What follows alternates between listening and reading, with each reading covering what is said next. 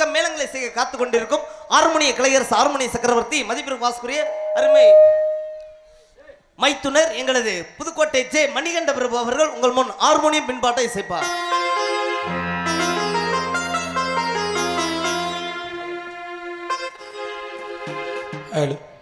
நம் மண்ணை விட்டு பிரிந்தாலும் மக்கள் மனதை விட்டு பிரியாமல் இன்னும் நம்முள் வாழ்ந்து கொண்டிருக்கும் எங்களது தென்னிந்திய சங்கத்தின் முன்னாள் தலைவருமாகிய மறைந்த ஐயா கேப்டன் விஜயகாந்த் ஒரு நினைவாக இப்பாடல் அவருக்கே சமர்ப்பணம். இப்பாடல் யார் மனதையும் புண்படுத்துவதற்காக அல்ல, ஒரு நல்ல மனிதர். இப்பாடல் அவருக்கே சமர்ப்பணம்.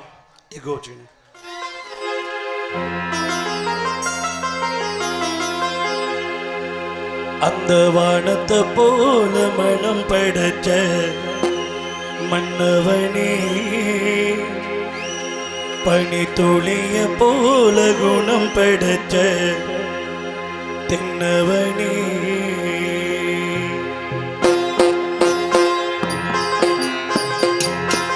அந்த வானத்தை போல மனம் படைச்ச மன்னவனே, பனி துளிய போல குணம் படைச்ச தென்னவனே, மஞ்சளிலே ஒரு நூல் எடுத்து மின்னுக்கும் மண்ணுக்கும் சம்பந்தம் உண்டு சொன்னது யாரு? அது மன்னவன் பேரு. மனத்தை போல மனம் படைத்த மன்னவனே, பனி துளிய போல குணம் படைச்ச தென்னவனே.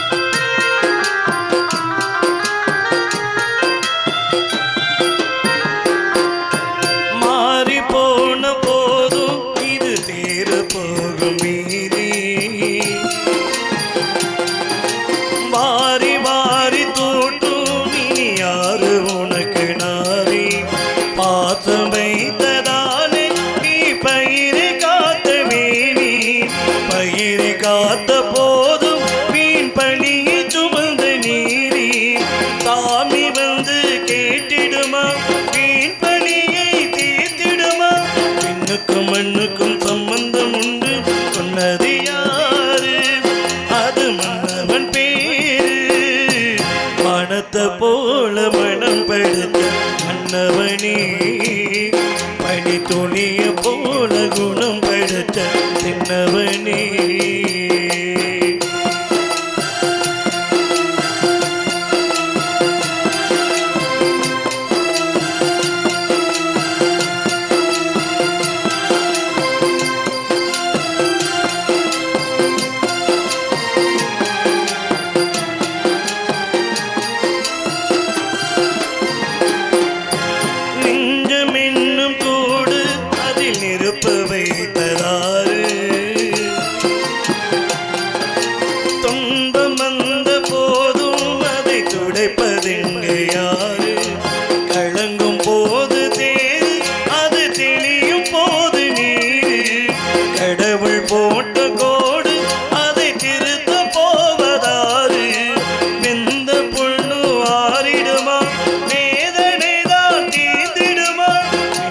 மண்ணுக்கும் சம்பந்தம் உண்டு சொன்னது யாரு? அது மன்னவன் பேரு. வானத்தை போல மனம் படைத்த மன்னவனே, பனி துளிய போல குணம் படைத்த தென்னவனே, மஞ்சளிலே ஒரு நூல் எடுத்து மின்னுக்கும் மண்ணுக்கும் சம்பந்தம் உண்டு சொன்னது யாரு? அது மன்னவன் பேரு. பணத்தை போல மனம் படைச்ச மன்னவனே, பனி துளிய போல குணம் படைச்ச தென்னவனே.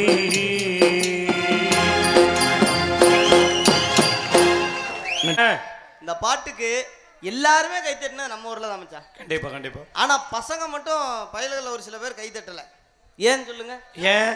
ஏன்னா நீங்க பாடுனது வந்து பெரியவர்களுக்கெல்லாம் பிடிக்கும். சரி. நடுத்தரமான பசங்களுக்கெல்லாம் பிடிக்கும். பசங்களுக்கு பிடிக்கிற மாதிரி ஒரு 4 பாட்டு போடணும், தானே அவங்களுக்கு ஒரு என்ஜாய்மெண்ட்டாக இருக்கும். ஓஹோ. அவங்கெல்லாம் அப்படி கலகலன்னு இருக்கணும்னா அவங்களுக்கு தகுந்த பாட்டு கொடுக்கணுமா இல்லையா? அப்படியா? கொடுப்போமா ஆனாமா கொடுப்போமா போட்டுருவோமா? அச்சா போறீங்களா? இந்த போடுறேன். ஒரு பாட்டு நல்லா சூப்பரா. ஊ சொல்றியா மாமா, ஊ சொல்றியா மாமா, ஊ சொல்றியா மாமா, ஊ சொல்றியா மாமா. கரண்ட் போச்சு. கரண்ட் புழுக்குன்னு போயிருச்சு. காரணம் என்ன? என்ன காரணம்? என்றைக்கும் பழசு மாறாது, புதுமை அழிஞ்சு போயிரும். இப்ப நீங்க சொல்றீங்களா? இன்னொரு பாட்டு போடுறேன் பாக்குறீங்களா? எப்படி? வந்துருச்சுல. பட்டாம்பூச்செடி எம் பட்டாம்பூச்செடி, பட்டாம்பூச்செடி பட்டாம்பூச்செடி, கலக்கலனே இருக்குது கலரு கண்ணாடி, பக்குவமா வந்து நீ எனக்கு முன்னாடி, அடடே அழகே ஒன்ன அளந்து பார்க்கவா, உன்கிட்ட ஒன்ன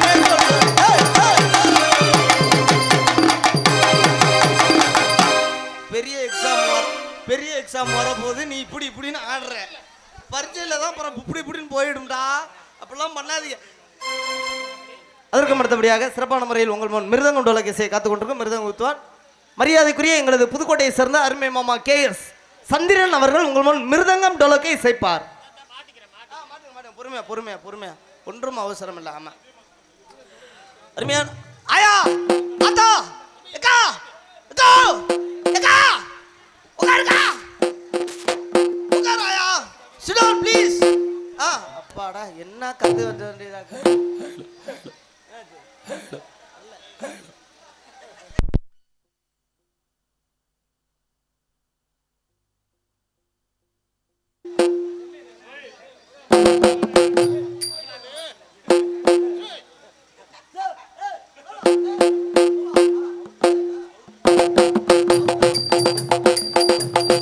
அவுட்ல போதுனே.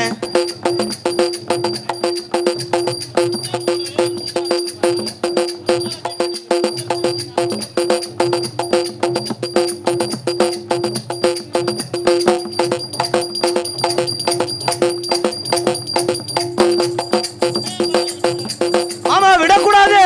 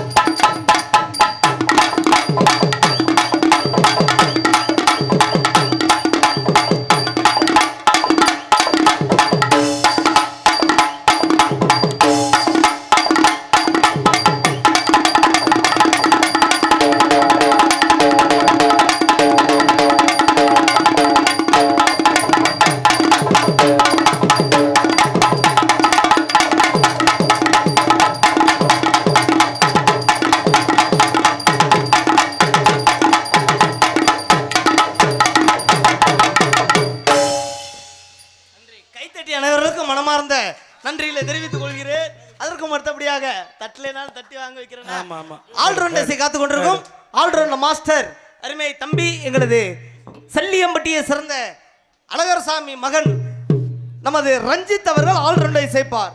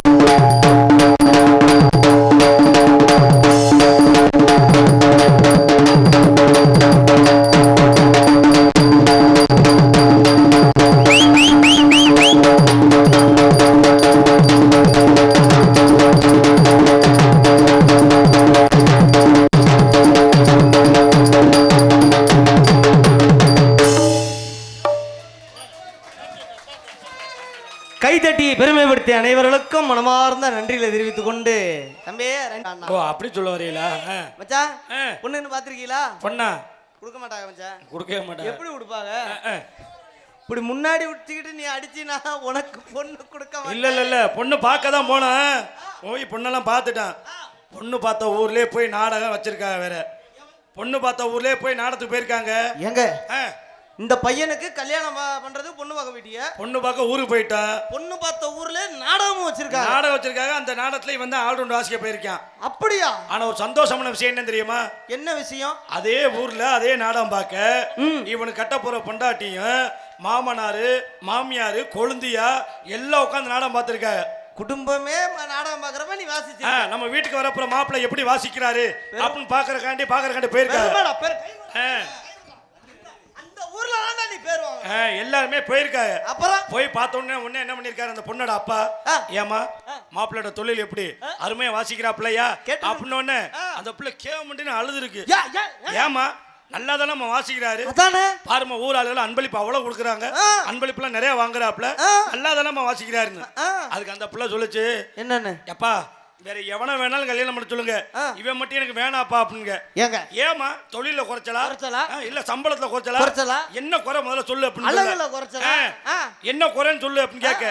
அதுக்குதான் அந்த பிள்ளை சொல்லுச்சு, என்னன்னு செத்த தோலே இந்த வாங்குறானே நாளை பின்ன. ஆனா ஒண்ணு மச்சான் நீங்க சொல்ற கதை எங்க வருதுன்னு தெரியுது. எப்படி? அந்த பிள்ளை பாவம் எதிர்காலத்துல நினைச்சு பயந்துருக்கு. அப்புறம் கல்யாணம் நடக்கலையா? கல்யாணம் நடக்கலதான். ஆனா ஒண்ணு, அந்த பிள்ளையோட தங்கச்சி ஒத்துக்கிடுச்சு. என்னங்க சொல்றீங்க? அது நிறைய அடி வாங்கியிருக்கும் போல இருக்கு. ஏடா அந்த பிள்ளைய தான் கல்யாணம் பண்ணிருக்கியா? நல்லா இருக்கும்டா.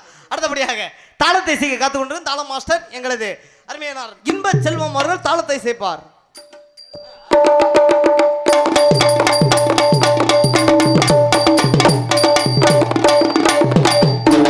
வண்ண திரையரங்கம் அமைத்துக் கொடுத்துக்கும் நமது வீரமாகாளியம்மன் சீன்கமணி உரிமையாளர் அருமையானார் இன்பச்செல்வன் அவர்களுக்கு நன்றிகளை தெரிவித்துக் கொண்டு நாடகத்திற்கு மிகவும் தெல்ல தெளிவாக ஒளி அமைத்துக் கொண்டிருக்கும் சிறந்த ஒரு ஒளி ஸ்தாபனம் நமது எம் வெள்ளாளப்பட்டியை சேர்ந்த ராதா ஆடியோ உரிமையாளர் மணி உதயம். ராதா ராதா ராதா ராதா ராதா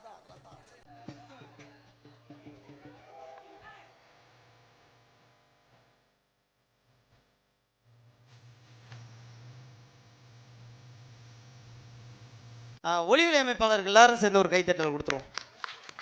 அருமையான மைக் செட்டு. நம்ம ஊர்ல நம்ம பேர் வாங்கணும், அதுக்கப்புறம் தான் அடுத்த ஊர்ல போய் பேர் வாங்குறது. நம்ம சிறப்பான ஒரு முறையில் எங்களுக்கு எந்த ஒரு இடையூறும் இல்லாமல் அருமையான முறையில் ஒளி அமைத்துக் கொண்டிருக்கும் சிறந்த ஒரு ஒளி ஸ்தாபனம் நமது எம் வெள்ளாளப்பட்டியை சேர்ந்த ராதா சவுண்ட் சர்வீஸ் உரிமையாளர் அவர்களுக்கும் பணிபுரிந்த நண்பர்களுக்கும் மனமார்ந்த நன்றிகளை தெரிவித்துக் கொண்டு சாப்பாடு ஏற்பாடு அதை விட சிறப்பான முறையில் எங்களை அன்பான முறையில் வரவேற்று அருமையான முறையில் சாப்பாடு ஏற்பாடு செய்து கொடுத்த விழா குழுவினர்களுக்கு மனமார்ந்த என்ன இப்படி லேசா சொல்லிட்டு இருக்கீங்க? இல்ல மச்சான், அது ஒரு சின்ன குறை மட்டும் வச்சுட்டாங்க. என்ன மச்சான் குறையெல்லாம் நம்ம சொல்லக்கூடாது. அருமையான சாப்பாடு அருமையான முறையில் ஏற்பாடு செய்து கொடுத்த விழா குழுவினர்களுக்கு நன்றி. பரிமாறின விதம் எப்படி அருமையான விதம்ல என்னை பத்தி ஆத்தா தம்பி கறி வைக்கட்டுமா, மட்டன் வைக்கட்டுமா, சிக்கன் வைக்கட்டுமா, என்ன வேணாலும் சாப்பிடுங்க, கோழி முட்டை வேணுமா, ஆட்டு முட்டை வேணுமா, சாப்பிடுறா. நான் என்ன சொல்ல வரேன்னா, கோவில் திருவிழா நடத்துறதோ கும்பாபிஷேகம் நடத்துறதோ புண்ணியமே கிடையாது. புண்ணியம் கிடையாது. 10 நாடக நடிகர்கள் சாப்பாடு போறது அவ்வளவு பெரிய புண்ணியம். எப்படி சொல்றீங்க? காரணம் என்ன தெரியுமா? என்ன காரணம்? நம்ம இந்த அரிதாரம் பூசிட்டு வந்தாலே கடவுளுக்கு சமம். ஆமா, நம்ம என்ன சொன்னாலும் பலிக்கும். ஆமா, அதனாலதான் நம்ம வந்து இந்த அரிதாரத்துக்கு பூசினாலே அந்த அதுக்கு ஒரு மரியாதை. ஆமா கண்டிப்பா. அதனாலதான் நான் என்ன சொல்ல வரேன்னா, இந்த கோவில் திருவிழா நடத்துறதோ கும்பாபிஷேகம் நடத்துறதோ அதை காட்டிலும் 10 நாடக நடிகர்கள் சாப்பாடு போறது புண்ணியம் சொன்னே. எதுக்காக? என்ன காரணம்? 10 நாடக நடிகர்களுக்கு சாப்பாடு போறது ஒண்ணுதான். 10 பரதேசிக்கு சாப்பாடு போறது ஒண்ணுதான். எங்க அவங்க கூட அப்படி இது பண்ண மாட்டாங்க, நீங்க என்ன கூட்டிட்டு வந்து பரதேசிங்கிறீங்க? தப்பா சொல்லலையே. பரம்னா என்ன? பரம்னா உலகம். தேசம்னா என்னங்க? உலகம் சுற்றுவது. டெய்லி ஒரு ஊர் சுத்துறமா இல்லையா? ஆமா. அதனாலதான் நம்மள பரதேசி அப்படின்னு. வெட்டிக்கார உங்களை மாதிரி ஒரு புத்திசாலியா பார்த்ததே இல்ல. நன்றி நன்றி நன்றி. உண்மையான முறையில நம்மளை எல்லாம் வாழ்த்தியதற்கு நன்றி தெரிவித்துக் கொண்டு உங்களிடம் விடை பெறுகிறேன். நன்றி. இங்க வாயா. மணி ஆயிருச்சு, இந்த அண்ணன் கிளம்பிட்டாரு. அவர் உசிரா போயிடும் போல இருக்கு. பொம்பளை பிள்ளைய பார்க்கணுமா இல்லையா? பேரு? பார்த்தாதானே அவருக்கு கிளம்பும். நாங்களாம் எதுக்கு வந்திருக்கோம்? அப்புறம்? ஓமுஞ்சிய பார்க்கவா? பாத்தியா? இன்னைக்கு டான்ஸ் ரஞ்சிதான்னு சொன்னாங்க. அதனால தான் நானே வந்துட்டேன். ரஞ்சிதமே வந்திருக்கல. பொம்பளை பிள்ளை வேற தானே சொல்லிருப்பாங்க. ஆடல் அழகி, அபிநய சுந்தரி, நாட்டிய தாரகை, புதுக்கோட்டை ரஞ்சிதா அவர்கள் டான்ஸ் உடன் ஆடி மாச காத்தடிக்க வாடி கொஞ்சம் செத்தனைக்க மானே மா கோயில்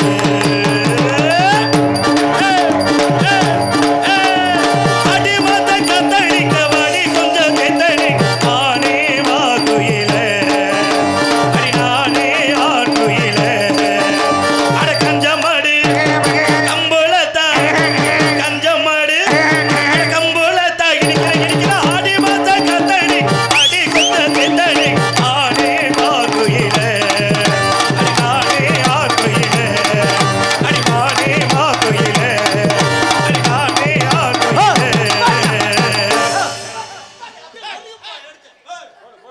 என்ன பெட்டிக்காரன் நீ? இல்ல என்ன பெட்டிக்காரன் நீ? இரியா என்ன மாமா? இப்ப என்ன பிரச்சனை? என்ன பெட்டிக்காரன் நீ? இப்ப என்ன பிரச்சனை? பொம்பளை புள்ள பேர் சொன்னா ஆ. ஆடி மாசம் காத்தடிக்குது, ஆடாத மாசத்துல காத்தடிக்குது. இது என்ன மாசம் வேண்டாம் நடக்குது? இது என்ன மாசம்? பங்குனி மாசத்துல உட்காந்துட்டு ஆடி மாசத்துக்கு போயிட்ட நீனு. மச்சான் தயவு செய்து கோச்சு நல்லா மாமா இதா இந்த பாருங்க இந்த மேடோட சரி ஆ. இந்த பாட்டை இனிமேல் நான் பாடவே மாட்டேன் மன்னிச்சுக்க. மண் அப்படி மன்னிப்பு செய்து கேளியா? மன்னிச்சுக்க. பொது மன்னிப்பு கேளு. கண்டிப்பா ஏன் கோச்சுக்காதீங்க. சரி இனிமே எந்த மேடையிலுமே பாடக்கூடாது. ஆடி மாசம் ஆடி ஏன்னா, மாசம் ஆடி மாசம் வரதுக்கு நேரம் இருக்குல்ல, இன்னும் நாள் இருக்குல்ல, இன்னும் ஆடி மாசம் வர எத்தனை மாசம் இருக்கு? எத்தனை மாசம் இருக்கு தெரியாம பாடிவிட்டேன் மச்சான். பாடக்கூடாது. இந்த பாட்டை இந்த மேடோட சரி இனிமேல் இப்படி நான் பாடவே மாட்டேன். இப்படி பாடவே கூடாது. இப்ப பாடுறேன் பாருங்க. பாடுங்க. பங்குனி மாசம் காத்தடிக்க வாடி கொஞ்சம் சித்தனை ஆனே மா கோயில. எப்படி ஏன் இப்படி பண்ற? நான் என்ன சொல்றேன்னா உங்களுக்கு வேணா எனக்கு வேணாம். இப்ப கரெக்டா பாருங்க. சரியா பாடுங்க. 12 மாசம் காத்தடிக்க வாடி கொஞ்சம் சித்தனை ஆனே மா கோயில. நான் என்ன சொல்றேன்னா நீங்க காத்தடிச்சாலும் சரி இல்ல அந்த பிள்ளைய கூட்டு கொண்டு போய் நல்லா இருக்கு மச்சான். அது உங்க விருப்பம்.